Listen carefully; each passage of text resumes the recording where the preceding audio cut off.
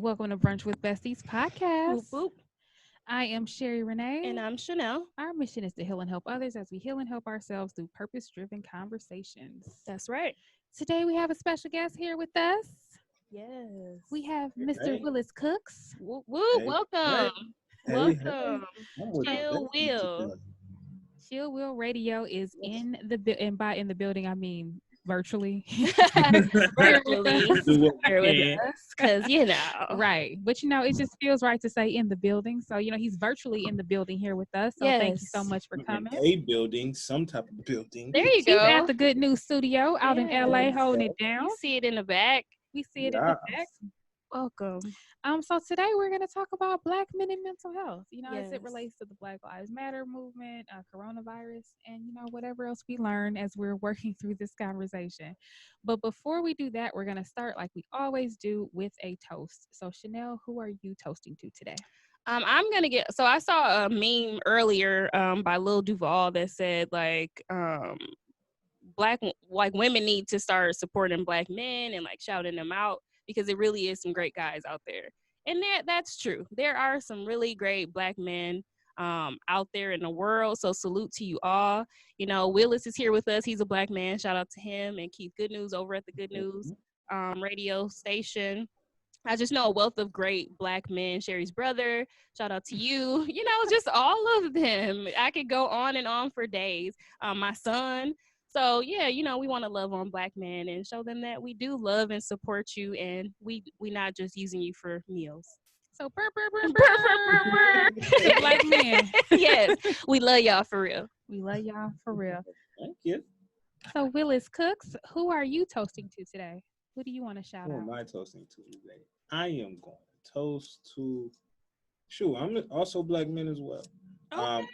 I think just as I guess that post said, like women may not give a toast to Black men or support us. Black men need to give a toast to ourselves as well. Okay. Mm-hmm.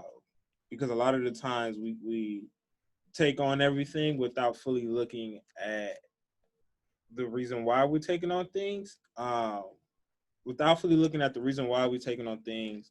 Because a lot of us sometimes we kind of do it just because we think we either have to do it or, man and egos. I got this. I'm not finna say no to everything. I mean, to anything. But a lot of Black men, we do carry a lot of weight. We do our best to kind of make sure we are staying above water as best as possible. And a lot of Black men don't give themselves credit for actually being alive out here. So, sometimes it's hard to be alive out here. So I agree. Real, so. Black men, and Jazz is in the chat, and she said, "Hey, besties." Hey, Jazz. She Hey, said, "Hey, Jazz. Willis." Hey. She also said, "You know what? I use Willis for meals." LOL.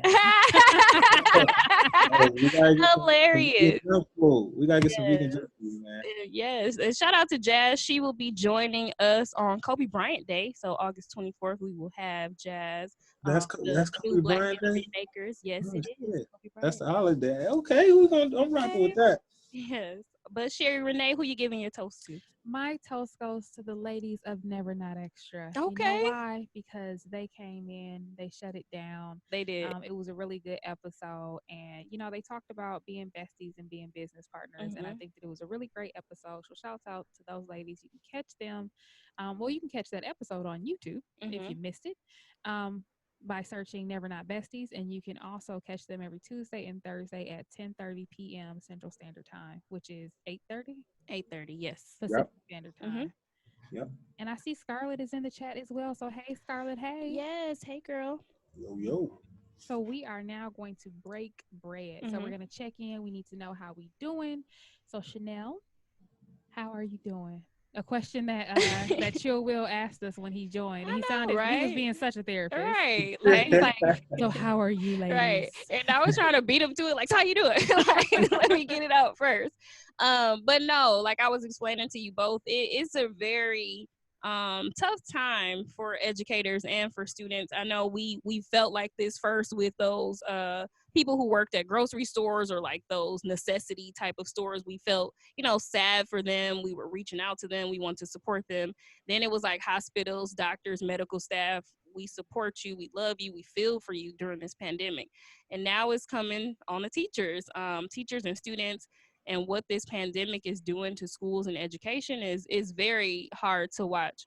You know, we've never been in anything like this, so it is a lot of like uncertainty at this point.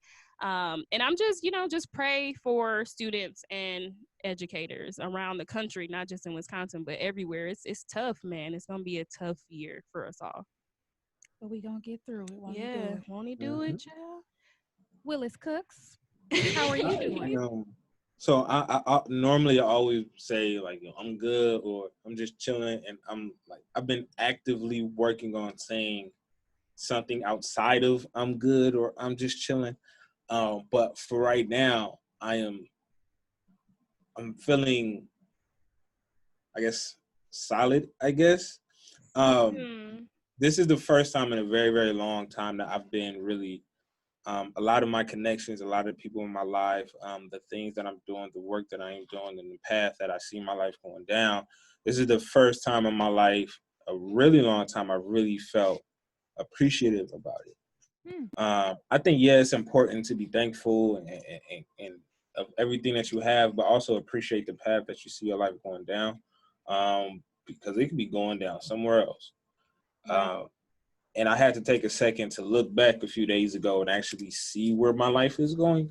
As long as I stay on the path that I'm staying on, as long as I continue to do the things that I'm doing, there's really no other direction it could go. So I'm just thankful and appreciative of the fact that, like, hey, I actually can walk down a specific path that I have control over and not someone else. You know, so I'm just Right. appreciative of that, and I'm feeling very solid. Very solid.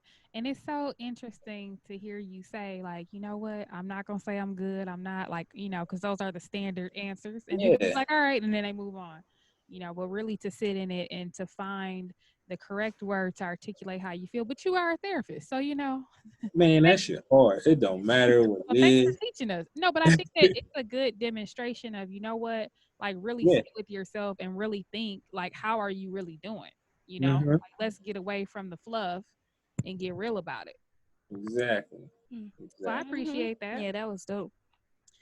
And how am I doing? Yes. I told myself that I was going to choose to be grateful on today because I felt like Nice. yesterday I did not have a good attitude, Okay. with everything Ooh, who'd going you on at pop my up job. on? I don't pop off, so I didn't pop. Okay, so I popped off. Okay. Just a little bit. Just a little bit. Just Just a little tinge. bit. Just a tinge. Hilarious. No, but last time when I did my check-in, I said that I was thankful for the delete button because I got all kinds of meeting requests because Yeah. 500 people were let go, and so now there's a lot of work that needs to be done, and the team was 9 and we are now 2, and I think everybody just thinks that oh, give it to Sherry Renee, but Sherry Renee is only one person, so I shouted out the delete button and I was happy to use it. And Mm-hmm. now I told myself that I'm going to choose to be grateful because you know what? 500 people were let go. You know what I mean? And I'm still here. I'm still employed, and I still have my pay. So Yes. Amen. Yeah. I could choose to have an attitude and all that, but I'm gonna go ahead and you get to choose how you want to be. So be grateful. For real. Indeed. For real. Scarlett said, "On the pop off, Sherry Renee." That's Go true, ahead. Scarlett. Every now and again, I don't usually pop off, but when I do it well. Okay, Listen. Popping off is needed. every now and again. Says the therapist, so it's needed, y'all. So make Right. sure you Shit. get your pop It's off in. sometimes you gotta defend yourself and let a motherfucker know. Hey, And you that's gotta let yourself know too that you ain't. You gotta remind yourself you ain't the one. So there Right. we go. And see, that's exactly where I was. I was like, hold, look, Listen, wait. insert words here. Hold up. Okay.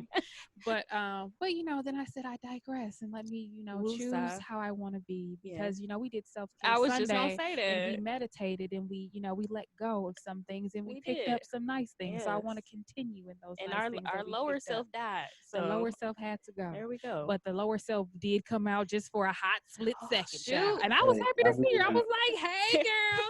Hey girl, hey. Listen, a little I believe, resurrection. I believe it's important to let the lower self function whenever it's needed, because that thing has to come out at some point. You can't be the super nice and sweet person all the time. You're gonna come across somebody who's gonna try to run you over. Like, nah, let the lower self come out, do what it does, and handle its business, and then lock it back up when it needs to. There we go. I'm gonna take that specific clip, and that is what I will listen to every morning. There we I'm go. like, you know what? Allow the Lord. That's gonna be part of the new meditation. That's a little daily meditation. Like, Will Cooks said hey, the lowest therapist self, said, just let it come out. come you know, out, hey, and then lock it back away. then lock it away. It's cool. There we go. But all right, guys, now it is time for the tip.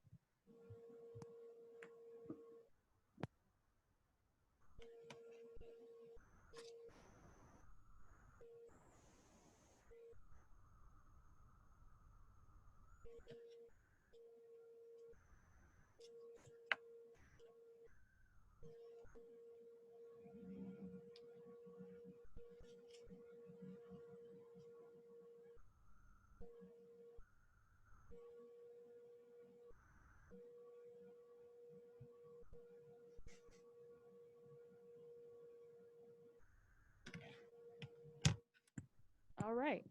Okay, so now it's time for our favorite segment, Whoop whoop. tea time. We're here. It's Yay. tea time. Yep. So, Willis, give us some background. Tell us, how old are you? What is your profession? What credentials do you have?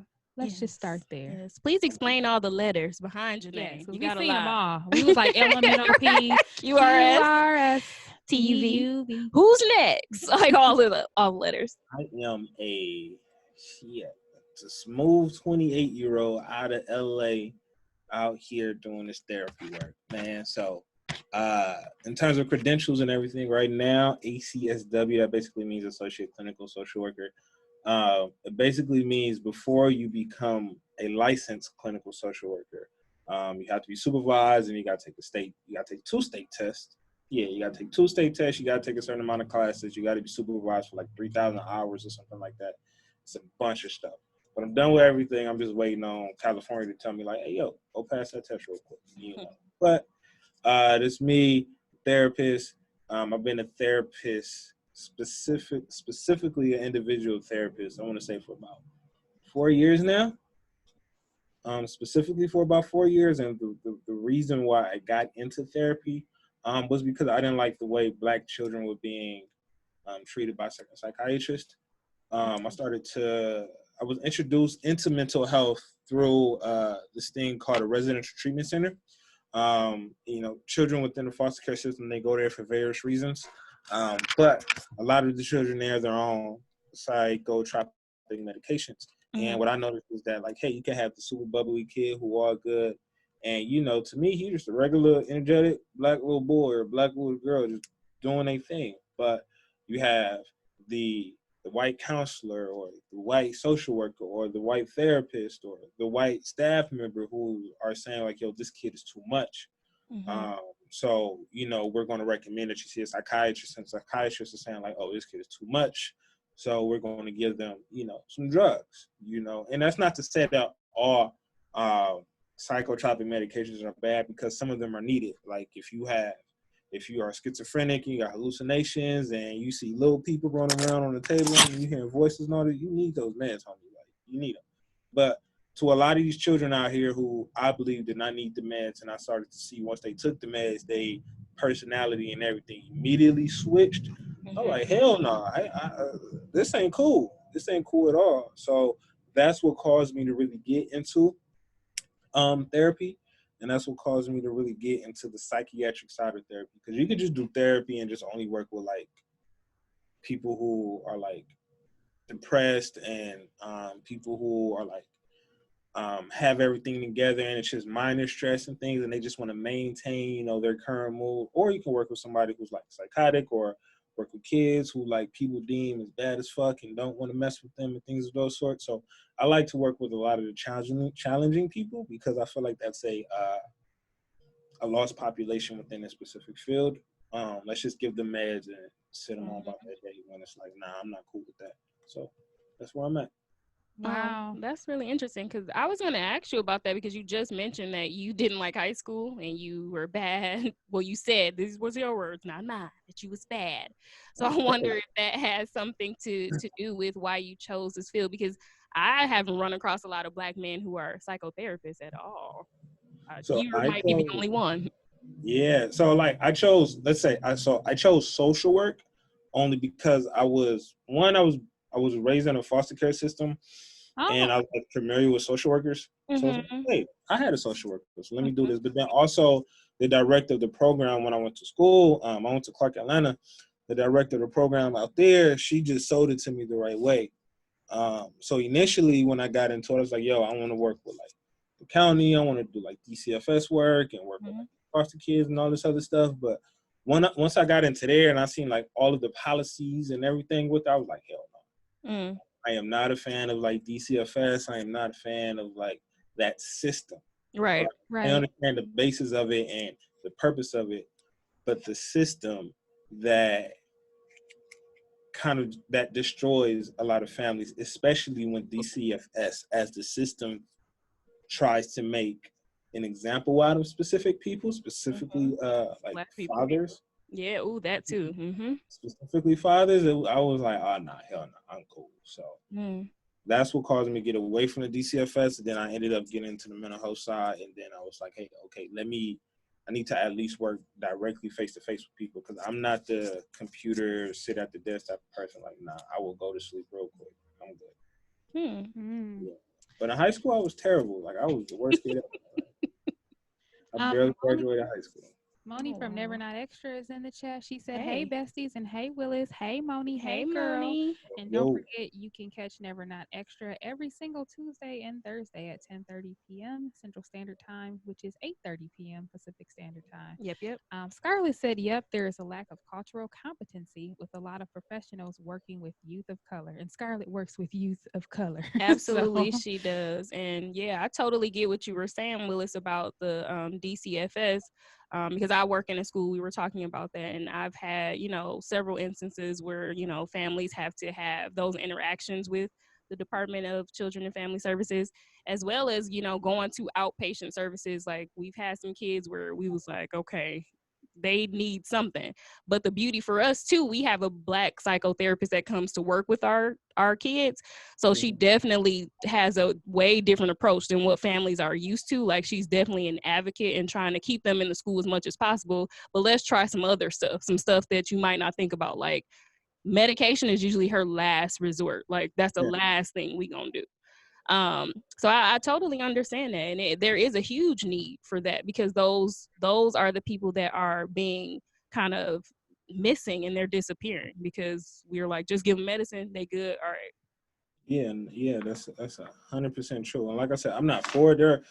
There's a specific population of people that need it. Like I said, the people who have schizophrenia, the bipolar, the borderlines, all those folks, like, yeah, they need it. Mm-hmm. That crazy auntie who you be catching talking to herself, but she don't be doing drugs, and you just trying to dismiss her. Like, she may need it. Mm-hmm. But a lot of these kids, a lot of these people who just like, have depression and they just going through some things and it's looking not too good, give them some time before you try to toss some drugs at them. Because the medications will like either make you feel worse, they will make you sleepy, they will like cause you to start thinking of suicide. Mm-hmm. They will like start a bunch of nonsense that you ain't ready for. For sure. Mm. Keith is in the chat. He said, "I just want to know if y'all gonna talk about that moment of ratchetness at the Good News Showcase." Well, I'm gonna say, He would bring that up. I was thinking about that driving over here though, but I couldn't remember who it was, so I'm ashamed. About that, okay. But good times at the good showcase. You had to times. be there. Had to We'll be say there. that you had to be there. So the next one, when Fun all this time. COVIDness is over, the next podcast showcase, you got to be Fun Gotta be. time. But so being that you were in foster care, I'm wondering, or it's making me wonder, what was your experience like, and did anything, was there anything specific that happened while you were working your way through the system that made you say, you know what, I want to there. change this thing? I mean, so in terms of me being a foster child, I would say I was relatively lucky. Only because I didn't have to bounce around from like group home to group home like a lot of people did. Like I was straight from birth, I was into the foster care system. So I don't know anybody biologically. And I was placed into, I think like around the age of like 3 or 4, I was placed into this one specific foster home. Obviously before that, I don't really know where I was at, but I was placed in this one specific foster home. And then the individual within that home, she just kind of adopted everybody was in there, right? So I do consider her my mother, and all the boys that was in there I do consider them brothers and everything. So like we all stick together. That's like my family. But in terms of like navigating throughout the system, and this is one thing about the system that I believe is a real thing that needs to be looked at, is that I was a foster child until I was age of like 11 or 12, but then I got adopted. I got adopted when I was like 11 or 12, but then my adopted mother died when I was 15. My Yeah, goodness. she died when I was 15, 16. Yeah, like 15 going on 16. She died then. So at that point, what I've noticed is when I wasn't adopted, cool. I had the case manager, I had the social workers there checking in, boom, boom, boom. But once I got adopted, 2-3 months later, like they was gone. It was like a check off, their little list or whatever. And then when she passed away, it was like, okay, what do I do next? Because like at that point, I ended up going homeless. So it's like on paper, I'm adopted, but like in reality, I'm an emancipated minor, I guess. Because Because I'm nobody homeless. is checking up on. Well, nobody had checked on you. So how old were you? 100%. You said maybe 15, 16 when she passed away? Yeah, she went in the hospital when I was 15, and then she died a few days after I turned 16. Wow. So it was like from that point on, it was kind of like, where do I go? Where do I move on next? Right? Because looking back in hindsight, there's a lot of things that I was supposed to get. Like I was supposed to get my own apartment. I was supposed to have the state pay for college. I was supposed to get a bunch of money from the state. I was supposed to get a gang of shit. But none of that happens because there's no one there to kind of help guide you through it once you get adopted. The specific term is called adoption disruption. And sometimes, like, hey, case manager and social worker would check back in, and that's only if the social worker was already there. But if they're not, it's like, oh no, we ain't gotta deal with that kid no more. The case closed. We moving on to the next one. Wow. Go ahead. No. I was going to ask, so is that the protocol though? Like once you're adopted, then the case manager goes away, or are they required by law to still like check in? I mean, I don't think it's the protocol. However, once I'm adopted and that case manager, caseworker sees that this home that the child is now in, it's safe, is meeting all of his needs, all of his requirements, there's really no more need for the case manager to be there, then they will close the case.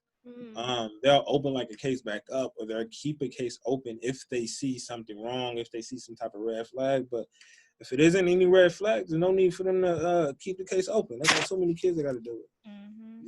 So like it was good. Like before she passed, it was straight. It wasn't no major issues. I was a regular badass kid, selling candy, throwing rocks, ditching school, acting a fool. Like I was a regular badass kid. But then once, she passed, and then once I was homeless, I was real bad. So it was just like. So what happened? Because you're saying I was homeless, but like what did that look like?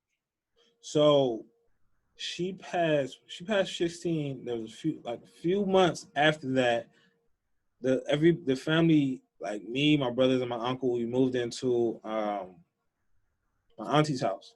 And one of the things that like I fully encourage a lot of, just like I always tell a lot of kids, a lot of teenagers, whatever you feeling like at that moment, if you angry or pissed off or sad, like get that shit out.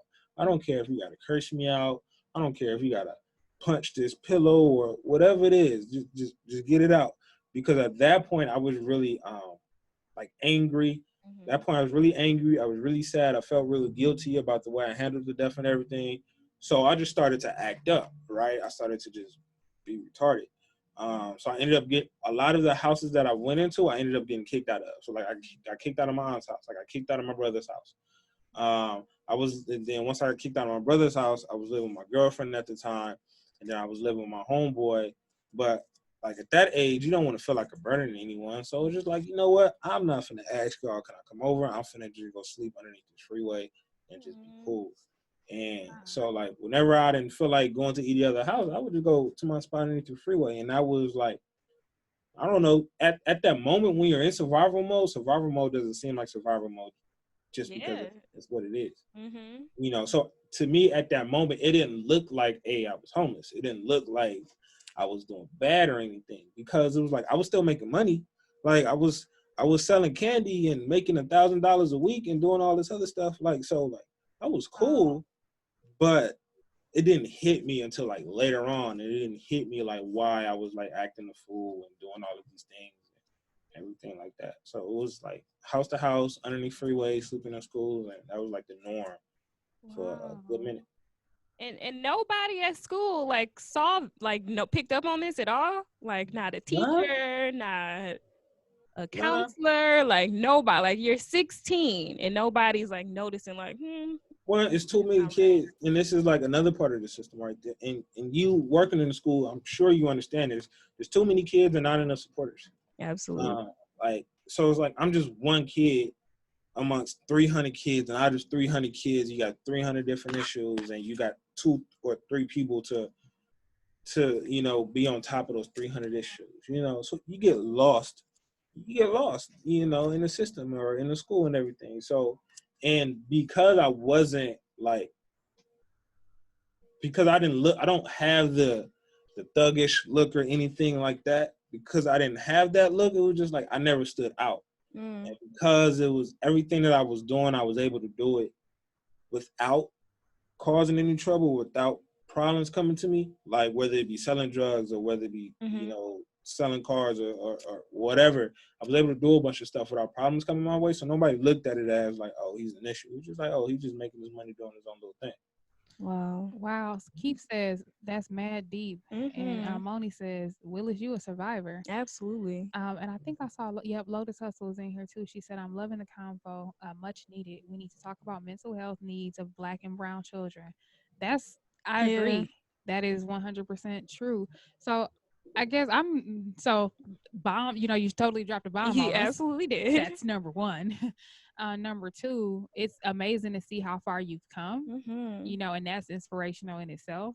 It kind of makes me think like, okay, girl, stop complaining about your little job. Like this man was 100% homeless, and as a child, like you were a kid. I will say there was one time that I did see a homeless child when I was in college. I worked as a security guard, and she was sleeping in our parking lot, and I never will forget her. You know what I mean? And she told me that she would get up. I was like, well, how do you eat? I'm asking her all these questions, and she's like, oh, I'm going to eat when I go to school. You know what I mean? But she was just, I was like, girl, you cannot sleep out here. Like, I'm gonna sneak you in. I know where the cameras are. Turn this to the side. You know what I mean? Like, we need to get this done. But so that makes me wonder, okay, well then what did you get into? So you mentioned selling cars, you mentioned selling drugs. Like what did in school, the way I make money in school, I was just selling candy, right? And I think that's like everybody's like little like thing in school, selling candy. So selling candy was cool because I was making like $1,000 a week. I had people on payroll. Wow, you was hustling. Hustling. And that's that LA inflation. Job. I'm gonna start selling candy because that's that LA inflation. Wow. So you had you was the CEO and you had people working for you. Hey, that was life. And that's another part of the reason why I didn't look like I was homeless, because I'm coming to school with 3 big ass duffel bags of candy, telling my homeboys, you take that spot, I'll be right here. And then we split up the money, at the end of the week, and everybody get their cut and everything. So it did not look like I was bad. And then I had I kept the candy at my girl house. I kept the candy at my girlfriend's house at the time. My girlfriend's house at the time, and it all worked out. So, but after school, once I graduated high school, it was just like, all right, I need to either make some money because I ain't got nobody to sell candy to at school anymore. I'm not finna be that old head that graduated school selling candy. Exactly. I'm not gonna be that guy. So like I stopped selling candy. It's like, all right, what's next? Like I tried to work at Burger King. I got fired for giving food to the homies in the hood. When they would come by, they come by the Burger King, you getting too many fries or too many burgers and stuff like that. So and then I was stealing money from the register. So I got fired from there for that. But I was like the biggest thing that I was getting into, it was more so selling drugs and just being around a lot of BS, right? So I never actually did like BS in terms of like, hey, shooting people, running down on folks and everything, but I'm around it all. So I'm around the drive-bys. I'm I guess in the trap house. I'm next to the dope. I'm next to all of these things, sin and stuff. And the one thing, a lot of people speak on like role models and how you're a mentor. I ain't never had that like in my life. One thing I've always had is just people around me that fucked up. And it was just like, yo, I'm looking at if you do XYZ, you gonna go to jail or you gonna locked up. All right, bet. So I don't want to go to jail, so I'm not gonna do XYZ. So I had like a lot of the fuck ups in my life were the role models, I would say, because I learned from a lot of their mistakes. So outside, and I never really got caught up with like selling drugs because I knew how. I guess I knew how to do it, and I didn't come off as that drug dealer. But I was just around a bunch of nonsense that could possibly get me caught up, and I was like, yeah, nah, I'm not gonna get caught up with this. Y'all tripping. And they say that experience is the best teacher. So that's how you were learning during that time. So you graduate from high school. Now you're like, now what? I'm kind of working. So how did you get to Clark, Atlanta? Like, what was the transition? Because I was using, so, like, mind you, like I said earlier, I hated school. I still don't care for school. Like, one of the only reasons why I graduated out of high school is because I was cool with the dean, and I had like a 1 point something. And they was like, yo, you know all the bad kids is cool with the deans and the principal. They gotta be. I mean, we see them all the time. Exactly. And we see them the most. So. Exactly. So they cool. So it's like, you know what, you's a cool kid, you see, so they just give me my diploma or whatever. But in junior college, and I don't know if this is like this in other states, but in California, if you on your FAFSA, if you're able to prove that you're an independent student and you're taking care of your own, you can go to junior college for free, and they would still give you like a refund check. So so all I had to do was maintain the C average, and I get $1,300 twice a semester. Bet. Okay. And then once I got that, I had this mechanic. I had this one mechanic that fixed up cars. So I was like, all right, I'm finna go to the auctions, finna grab this car, we're finna flip this car real quick, and that's how I made money. And then I was still, selling drugs, and I was like acting in movies and commercials and stuff like that. So the way I ended up I'm doing all of this while still being in school. I don't know how many credits. I'm not keeping track of the amount of credits and everything that I'm getting because I'm just going for the money. But then once wait, hold on. So really going to school was part of your hustle. You was like, I'm gonna flip these cars, I'm gonna sell these drugs, and get my refund. Clark Atlanta is gonna give me a refund. I just got to do my part. Yeah, it's not even Clark Atlanta. It's a junior college. Oh, it's a junior college. Yeah, it's a junior college. He's going there for free, but he's still getting the refund check. That's all I cared about. Wow. Like, I don't care about any. That's all I cared about. So it's like 2-3 years passed. It's like I'm getting tired of like being around all this stuff. I need something different. And then I was talking to a counselor one day. They was like, yo, you got enough credits to like transfer. You actually got enough credits to like graduate right now if you wanted to. I was like, what? And then he was like, yeah, you can actually transfer to really any school you wanted to that we have on this list. And then like one of the schools was like schools in Georgia. So I went to Clark only because I typed in schools in Georgia. Clark Atlanta was the first one to pop up. I was like, bet, I'm finna grab it. You didn't know nothing about Clark. You was just like, so how can I keep the hustle going? Right. I didn't even know what an HBCU was. Wow. You got kids that's dying to go to a HBCU. People that was legit out here like Chanel and like myself out here doing everything they can trying to get there. And you just like something called Clark, is it? I don't know. You fell into HBCU. I went to one orientation for Morehouse, and I didn't know it was when I went, I didn't know it was an all-male school. So while I'm there, I'm thinking like, why is it only dudes here? Where are like y'all female staff or the female? Y'all not trying to recruit any females or nothing. And mind you, the whole time, I guess everybody knew, so which is why they don't bring it up and say like, hey, this is an all-male school. I didn't know. So I go home, I research, I'm like, all-male school and blah, blah. I'm delete. I'm not. He's like, I'm out. That ain't part of the hustle plan. Not happening. Nope. And then mind you, I always had Clark there. So once it was like, yeah, Clark is co-ed. You got Spelman next to it. Yeah. I go to a co-ed school and I got another all-girl school next to it. I'm finna go around and be around all these chicks. Wow. That is a story. My goodness. So then what happened when you got to Clark? So then eventually somehow you graduated. Was that intentional, or were you just trying to maintain it's part of the hustle plan? I mean, it got intentional. It got intentional after like that first semester. Because that first semester I had like a 2.1 or something like that. I had a low ass GPA. And all the like I'm around a bunch of people that are making like their GPAs are a requirement. Like I need to keep the GPA higher. I'm a flunk out, I mean, drop Scholarship out because yep. a scholarship and all of these extra things. And I'm just like, yo, I'm just here. Like, I don't know. I'm I'm just just trying here. to be here.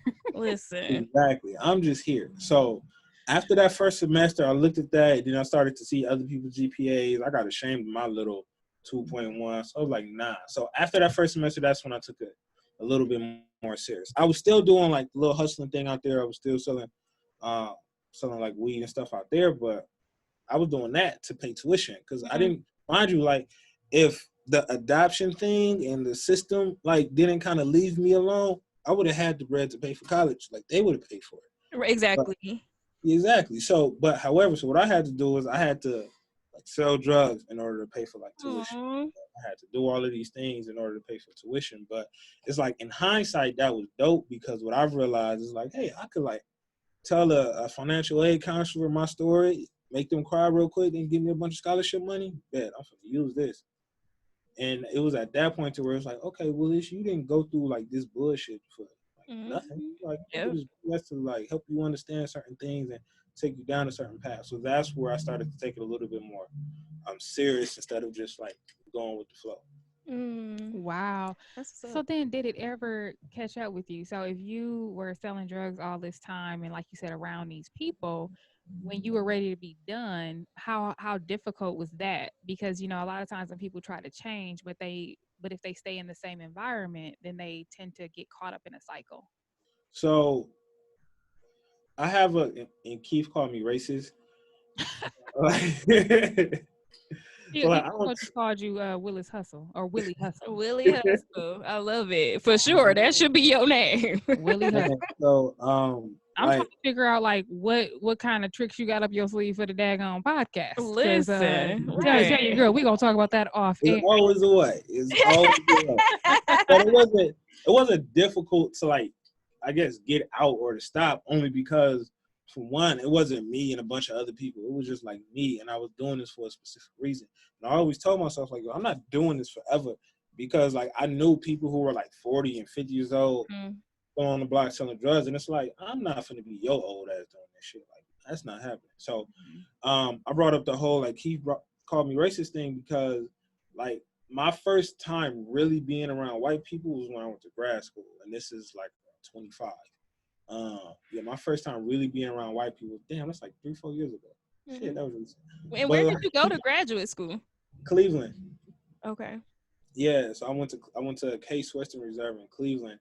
And out there, it was just like, yo, I don't trust all these white folks, so I'm not finna do anything out here because I don't want to get locked up, and this other stuff. So I stopped selling just because I don't trust white people. And it was like, okay, I feel like white people are going to snitch and lock me up and all this stuff. So like, I don't trust y'all, so I'm going to stop selling. And that was that. Well, that's the reason. Hey. I just moved on to the next hustle because that's what I do. Hey. I was never attached to it. Like, it was just like... you were doing it as a means. It was a means to an end. Yeah. Which I think is just so, like, listening to you talk about it, it's like, you are very detached. And it's like candy, cars, drugs, like whatever. I don't care. Hell, socks. Just to get me to the next level. Whatever people gonna buy. Exactly. If you're buying socks, I'm gonna sell the socks. I know that. Everybody and everything has a role. It is your job to figure out that role is and make sure they stick in it. And the second anything try to get outside of that role, you need to cut it. Whether it be a person, a friend, hey, you trying to play a different role that ain't yours, get rid of them. Same with the things that you're doing in your life. Don't take them out the road that they meant to be for. So that's how. That's a whole word. That was a sermon, child. Wow. So what about your trauma? So how did you deal? So swinging it back to mental health and Black men, that you grew up around trauma. You've seen things. I'm sure you've experienced things. So how did you work at the trauma that you have? Did you have a therapist? Hell no, I had no therapist. No, he was a drug dealer. Drug dealers don't have therapist. I'm just listen. I'm the therapist. But I guess to start that conversation, did you feel that you were even traumatized? Like while no, that's what I was trying to say. Like you raised in a specific environment, you don't think that this is trauma. You just think, hey, this is just what it is. This is the normal day-to-day life. So you raised in the hood, I wasn't raised in projects, but like those people who raised in the projects, that's just life. Like it is what it is. So you don't think that this is trauma. You don't think that this is different. it may get extremely traumatizing when you begin to notice that your life is different from everyone else. Mm-hmm. So I didn't know my life is different from everyone else because to me, it was what it was. Like I was, like you said, I was detached from a lot of things, not just from like money or any type of means of getting any money, but just everything, from people to relationships to life, and that could be part of that could be a behavior of or a symptom that I had gained, a coping mechanism Mm-hmm. that I had gained from the trauma that I have dealt with, that I went through, because at a certain age, once my mom died, I started to see there were people leaving. I started to see like things were changing. So it's like, okay, let me go ahead and detach myself from everything in order to keep myself sane. So I was easy. It was easy for me to cut people off. It's easy for me to move on to the next thing. And that's why But I was wondering, because you didn't seem to care. I don't want to say care, but you didn't seem to be impacted that much that your adopted mom died. So, like, so are you, or is so that when you so decided? at that moment, I didn't know this. I didn't know the severity of the guilt that I had carried along with it. Right. So when she died, and just kind of going back into that. So we were going to look for a new house. We was going to look for a new house, and she had a stroke in the house that we was at, like the new house. So she had a stroke, and picked her up, put her in a car, drove her to my house, and then called the ambulance. The reason why we did that is because our house was like right around the corner. So like, yo, just ambulance just meet us at the house around the corner. But it took the ambulance like, I swear it probably took them like 20, 30 minutes to get there. Because So in that process, I start to see like her life kind of leaving her. Like I started to see her tongue fall out of her mouth. I started to see her head slump over, everything. Like, so it was like at that, when I seen that, it was like, yo, I ain't fucking with this. So she went to the hospital. I didn't go see her once. Did not go see her once. I was completely detached from that. And then when we was at the funeral, everybody's crying. I'm not crying. I'm just there kind of chilling. And I start to feel bad at the fact that I felt like I didn't fully mourn her. I didn't fully, love her, or I didn't fully kind of grieve the Mm-hmm. way I thought I was supposed to grieve. Because you see everybody crying and all this other stuff, and I'm just chilling. It's like, okay, I'm not crying, so do I not love her? And that's when, like, I started off by saying, like, whatever you have inside, get it out. That's one of the guilty things that I had inside that caused me to kind of act a fool, because I felt extremely guilty about the way I grieved for her, because I really felt like, yo, this woman kind of just brought me out of the system. It could have been way worse. Mm-hmm. And I don't even have the decency to cry for her at a funeral. So what the fuck is wrong with you, type of thing. So it's, and then that's also another thing that caused me to be way more detached, because I'm like, nah, I'm not dealing with feelings. Like, that shit ugly. I'm not dealing with emotions. right. Yeah, so Wow. So, at what point did you realize that you were traumatized? I still don't know if I was traumatized. Okay. Like I said, the thing, like, you don't know that you're traumatized until, well, like, you don't know that your situation is different until somebody else comes in and show you something else. Nobody ever shown me something else. And for a lot of people in the hood, nobody ever shows them anything. So people on the block think that's their life. Like, people who grew up in the projects, that's it. So I didn't know, even still to this day, I didn't know that I was traumatized back then, but I knew that my situation wasn't normal. Mm-hmm. Right. And I Okay. started to understand that, hey, there are certain behaviors that I was there are the behaviors that I have now, such as my, like, avoidance of, like, processing my feelings, or my detachment from a lot of things, or my ability to, like, cut people off real easily, or my ability to, like, not get so mad and just let people go. The reason why my patience is so good is because, like, all of the shit that I went through then, Mm-hmm. so those were just kind of coping mechanisms that I kind of built up so I wouldn't have to deal with the BS, because I wasn't, like I said, to me, it didn't feel like I was homeless. It didn't feel like it was, like, too bad, because I could have went to my girl house. I could have went to my boy house. I just chose not to because I felt like a burden. Mm-hmm. and I was still making money. I wasn't hungry. I was buying my friends clothes. Like I was fine. It's just I ain't had nowhere to, lay my head. You had a different version of fine, Yeah. right? So you get to define what fine looks like. Exactly. And you said it was good, so it was good. It was good. Wow. Hey, that's some good perspective. Yeah. What was the process like to heal through the guilt that you felt? Or do you still feel guilty about your I don't feel guilty anymore. I had to realize that everybody's process of grieving is different. And I had to realize and accept, I had to realize and accept that was just my grieving process. Because I started to notice that was how I grieve for everybody around me that would possibly die. Whether it be homeboys or somebody that I knew that I was close with, I would just be like, damn, he dead? Fucked up. It didn't go on about my day. And that's kind of the same thing that I did with my mother. And once I realized that's kind of how I process things, I made sure that I take a moment to actually kind of listen to those feelings instead of kind of just like tucking them away. So I do that now, but it was kind of like a thing in a closet that I had to deal with, right? So like she died in 2008, and I didn't go to her gravesite to visit her until like 2018, 10 years later, because I was still felt guilty and everything. So it took a while, but it took some understanding on my end to understand hey, this is the way I do it, and not be ashamed of the way I do it.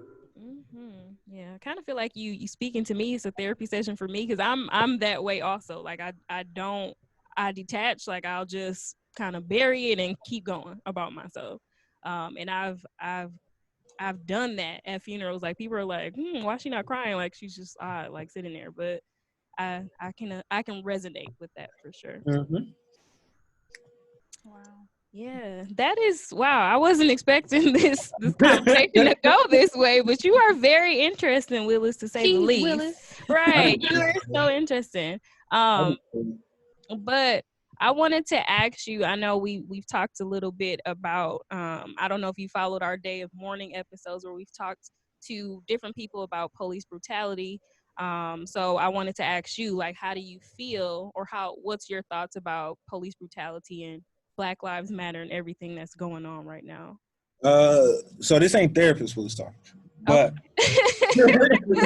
here's my lower self. Well, come on, lower self. He said, "This is Black man Willis." This ain't therapist Willis talking. I want everybody to know that Willis has on a do-rag. Yes, he's a real y'all ain't never seen a therapist. You gonna get this this Black therapist. Listen, I love it. Okay. 100%. And he got it rolled up in the back, so it's not hanging it's the flower. This is what Black people do. We know what it is. But so for me, my perspective on it is that nothing has really changed. We're just able to see it now. But I also think a lot of these videos, a lot of these protest videos are just they're nigga remain in your place type of videos. They're nigga remember who you are type of videos, right? The reason why I say that is because cops kill white people, unarmed white people. Cops kill a lot of people that are unarmed. Cops make a gang of mistakes.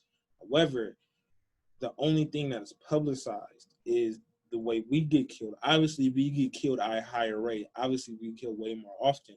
But the only thing that is publicized the most is that.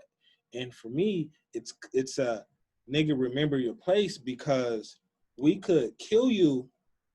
We could make a law as to why that person should not get killed, and then we could still not arrest those killers, right? Exactly. And I'm referencing the Breonna Taylor thing, right? Because they made a whole law. Yeah. They made a whole law for he's still out here chilling. But he's still out here. Yeah, we can kill you. We can do all these things. But the person who killed you, it was wrong. Yeah, we're going to give him a reward. You know. So for me, it's this ain't no kumbaya type of thing, and we don't need to bring us together. It's nah, this is a nigga remember your place type of video. So when it comes to my specific thing, I don't watch those videos. I stay away from them, because it's I already have a thing about white folks. So when I watch those videos, it's I want to go punch a white folk. I don't want to do that because I work around a lot of bunch of like cool white people, and like I don't want that video to make me angry, so I just stay away from like those things. But when So it comes to like what's going on right now and everything, this is to me this isn't anything new. This isn't anything that I don't see changing anytime soon. Um, this isn't any of it. Like to me, this is what's going to happen for a while, and it's we look at the white person to try to change. We try to like ask the white people to do this and do that and do this and do that, and it's like nah, black folks, we need to do a lot of things on our own. We need to see like, hey, if you see someone on the corner getting harassed or anything by the police, go there. You know, we need to be able to, instead of just recording, like step in, throw a rock, throw a skittle or something. I don't know, something to kind of disrupt what's going on, because we need to let, from my perspective, we need to put a message out there like, yo, y'all can't continue to fuck with us. Because when if this was to happen to a white person, this was white people blasting on TV, oh yeah, they finna do something. Jewish, they finna do something. Asian community, they finna do something.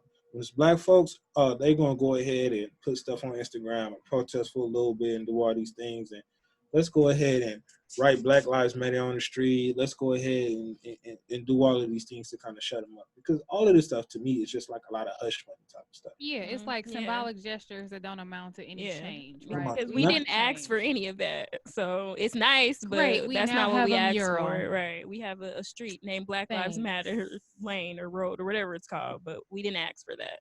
No. So then, do you think that there is PTSD from being black?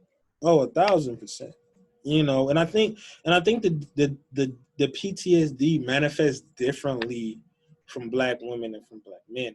Mm. Um, because from the black women's perspective, I think that a lot of y'all are always in protective mode. And y'all shouldn't have to always be in protective mode when it comes to like us. And the reason why y'all always in protective mode is because like that, hey, you take your black son out, there's a possibility he ain't coming back or something could happen. So for black women, the PTSD I believe manifests in more so protection. Us, it manifests in either aggression or it manifests in us isolating or withdrawing or in a lot of the anxiety thing. But I think that's just on a like a more minute level. But when it comes to a greater perspective, like anytime we see cops or anything, we all get spooked. I think back to that video I seen like a few days ago. It was just one guy who got pulled over by the police and he was like standing outside of his car. He's like begging for his life, don't shoot me, and had his hands up. It looked like he was having a full blown anxiety attack. He had nothing going on. And like police shot like a something. He got in his car and drove away just because like he's scared. That's like Wow. that happens a lot of times, but the PTSD manifests differently. For women, I think it's more so protection than anything else because y'all are like the protectors of everything. Mm-hmm. I know it's crazy. Amen. We don't want to do that no more. So Exactly. actually, we would like to state that we resign. It's been real. Thank you for your time. We've enjoyed our Right. time here I'm, at being in I'm protective mode, tired of but being we are Mama Bear. now done with that. We On the want to move real. on and do something Listen, else. I had a final question that I wanted to ask you, Willis. But what do you think are some things that men can do as far as self care is concerned? Like, how can men practice self care? I mean, the one that kind of goes back into what I was saying earlier. Men need to appreciate men. Mm-hmm. Um, Men need to stop looking at other men as a competition. Like we're not trying to walk around and see whose dick's bigger. Like that's not what we need to be doing out here. Like men need to go ahead and protect each other. Men need to go ahead and express their feelings, and men need to go ahead and just say I love you to whoever it is, because like I said, we're always in survival mode that we don't want to give up the ability to process our feelings because processing your feelings takes time. And within that time, you can get killed out here in these streets. So we're like, nah, we not finna process nothing. We finna just go on and continue to at least try and make it home today. And I think a lot of us as men, we need to take a step back and just actually, give thanks to ourselves for actually making it. Mm-hmm. For what we're doing. I believe is the biggest type of self care we could do because we hold in like everything. Mm-hmm. What do you think is the biggest thing or the thing that Black women should do to support Black Oh, men on that's a good this mental question. health? journey? Stop. It depends what black woman you're asking, but the one thing I see a lot, the one thing I see a lot is like, and again, this is not therapy. Willis talking, but like the one thing that I see a lot is a lot of black like women feminists attacking a lot of black men. And like that's something that I absolutely hate. You know, when it comes to like a lot of these black feminists attacking black men as if black men are like the gum underneath my shoe type of thing.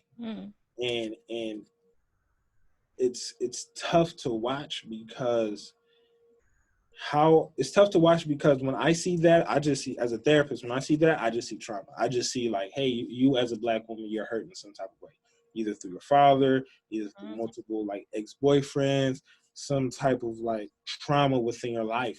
So what you're doing is you're taking it out on black men as a whole. When granted, there are some fucked up black men, there are some fucked up black women. But the one thing I would want to say is for women, just love on your black men a little more. Just love on your black men like way more than you normally would. Because a lot of us black men, we're not used to like that type of like unconditional like love. We just kind of used to either what we get in the streets or what we see on TV type of thing. A lot of us black men don't really know what love is. So my thing for women, just love on your man a little bit more. Whether it be your man, whether it be your son, whether it be your brother, father, whoever, just love on your black man a little bit. I'm real trifling because I thought she was gonna say whether it be your man, somebody else man. I thought he was too, and I was about to say, not Oh, somebody no, else, Willis. man, sis. Don't do that. Don't do that. Because listen, people lower selves gonna be popping out. Now Like, that's how we started the show. That's a no. I'm How an about advocate of living your whole phase. don't you dare. That's what you need to do. Hey, just protect yourself and the other person. Hey, go ahead. Listen to your besties. Don't you dare. Nope. Don't. We're gonna edit that part out. Okay, we're gonna edit that part out. No. Okay, so now it is time for the to-go box. So what are we gonna take away from this episode? I will start with you, Chanel. Okay. I'm gonna take away. Wow, you can never judge a book by its cover, because I would have never thought that Willis has such an amazing story of perseverance, and success. And it made me think about just my life, and it's like that. Like, you see other people and what they've gone through, and it's just like, girl, shut up. Like, stop complaining, get yourself together and go. So that is what I'm taking away. Girl, shut up. Okay. And Willis Cooks, what are you taking away? I think the one thing that I always tell myself is to make sure that the conversation that you have with yourself is as critical and as important as it is, but make sure it's also gentle and kind. So the one thing I was reminding myself as I was talking was just at least be a little bit more kind to yourself, and don't put so much pressure on yourself. Because what I do a lot is I put a whole lot of pressure on myself, a lot of things. And I think the one thing that I need to make sure I do moving forward is just to make sure the conversation that I'm having with myself is more kind than anything else. So. Right. That's good. What about you? I have a lot to take away, but I'm going to say that number one is that your perception is your reality, right? So if whatever you think normal is, you can call normal whatever you want. You know what I mean? Yeah. That's why it's so vital. It's so important to get perspective. Because when you can see different, then you can start to believe different. That's number one. Number two is that you don't have to be a victim of your circumstances. You're a perfect example of that. Number three is something that when you started off the episode and you said I'm solid, right? Like really focusing on articulating how you feel in the moment, no matter what it is, but just be honest about it. However you feel, own it. So you can be that and feel it in the moment, and then you can move on. You don't have to stay there, but at least acknowledge where you are so that you're not just burying and tucking away feelings, because you don't want it to manifest itself in, like you said, tearing down a black man or anybody. Yeah. Right. Because I agree. I think when people are acting ugly towards other people, they are hurt. If you feel so bad that you have to hurt somebody that bad, you're hurting somewhere. 100%. So don't be coming at us too much, man. Look, give us black men a break, man. That's the pack this week, guys. Give a black man a break. Give a black man a break. There we go. I feel like this episode went like a different direction. It Yeah, did. but it's okay. It's It's okay. all right. Listen, You know, it was awesome. we might have to change the title, but it's But cool. hey, You but know, it's whatever. cool. Hey. It is what it is. So thanks for tuning in to Brunch with Besties podcast. Until next time, peace. Peace.